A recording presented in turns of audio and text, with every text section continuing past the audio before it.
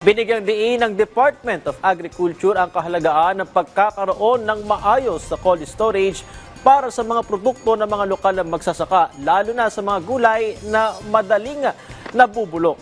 May abiso rin ang kagawaran para makaiwas ang publiko sa mga abusado sa bagsak presyo o abusero sa bagsak presyo. Si Christian Bascones para sa detalye live. Christian.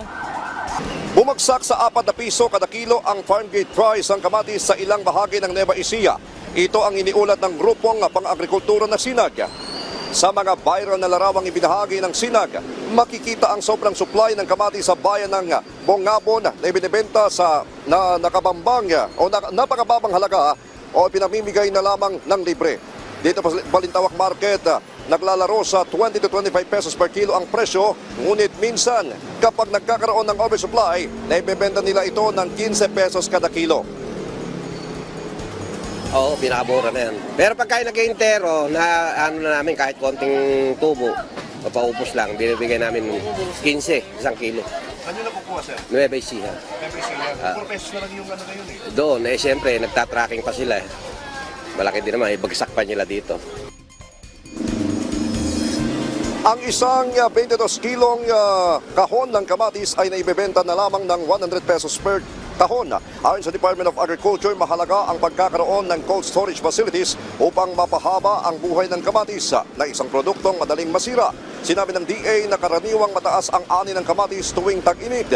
Kapag marami ang supply, bumababa ang presyo kaya't mahalaga ang cold storage facilities upang maiwasan ang pagkalugi ng mga magsasaka. Naklaan naman ng DA ng 1.5 billion pesos na pondo para sa procurement ng cold storage. Ang sobrang supply ng kamatis ay paulit-ulit na problema para sa mga maraming magsasaka. At hindi na ito bago makitang itinatapon o binabasura na ang kamatis tuwing ganitong panahon.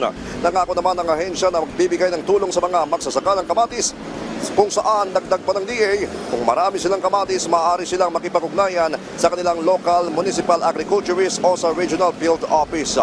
Tutulungan sila ng ahensya na i-market ang kanilang ani sa kadiwa stores at hahanapan sila ng mga mamimili.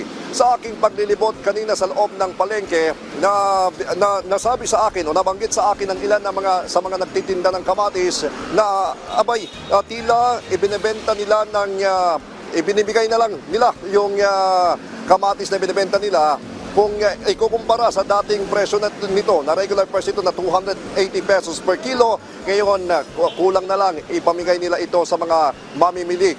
Ang kakaiba nito ay maraming nagsisinaksaan na mga mamimili ng kamatis.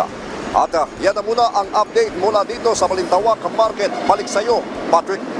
Okay, maraming salamat Christian Bascones.